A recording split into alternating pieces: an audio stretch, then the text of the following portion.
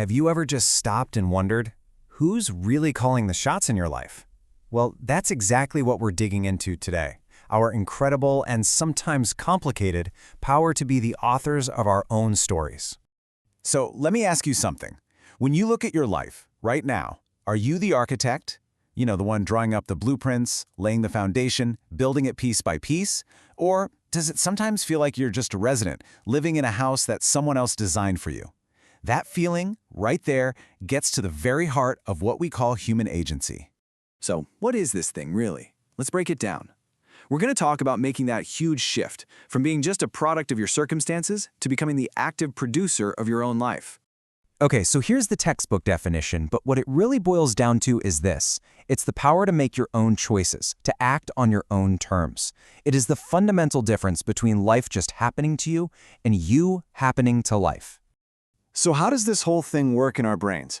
Well, psychologist Albert Bandura said it runs on 4 core functions. Think of it as the engine of agency. It starts with intentionality. That's just having a plan, knowing what you want to do. Then comes forethought, which is looking ahead, setting goals, and thinking about what might happen. Next up is self-reactivity. This is you, in the moment, keeping yourself on track. And finally, you have self-reflectiveness, which is all about stepping back and asking, hey, how am I doing? You put all those together, and that's what gives you the power to act with real purpose. All right, so we get what agency is. But what's the big deal?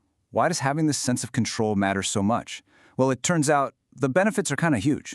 And this quote right here, it just nails one of the most important parts.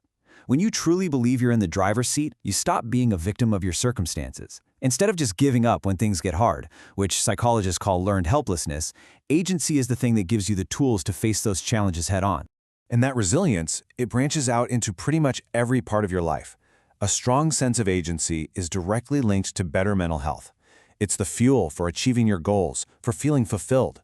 And on a bigger scale, it's what drives innovation and social change. It's basically our ultimate superpower for adapting to whatever life throws at us. But you knew there was a but coming, right?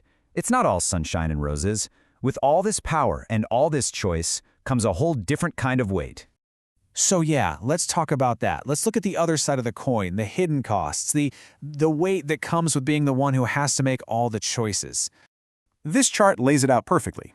On one side, you have the promise of achievement, but the peril is the crushing guilt or shame when you don't succeed. You get the promise of freedom, but the flip side is the intense anxiety of making the wrong choice. And that amazing feeling of control?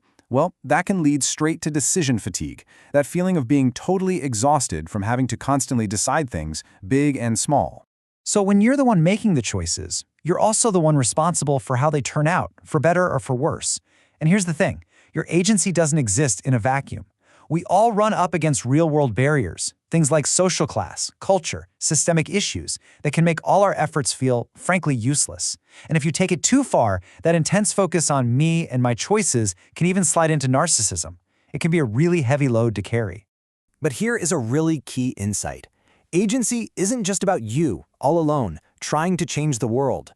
There are actually different ways we can use our power, and understanding them changes the whole game. So first you have individual agency. This is the classic, I'm going to do this myself approach. But then there's proxy agency. This is where you influence other people to act on your behalf, to help you get something done. It's about teamwork, delegation, and influence. And then, maybe the most powerful of all, we have collective agency. This is when we all get together, pool our efforts, and create change that none of us could ever hope to achieve on our own. Think about any major social movement. That's collective agency in action. So, we've seen the incredible power of agency, and we've felt the heavy weight of it. Where does that leave us? Let's try to wrap this all up and find the balance. If you take one thing away from all of this, let it be this. Agency itself isn't good or bad. It's a tool, a really, really powerful tool.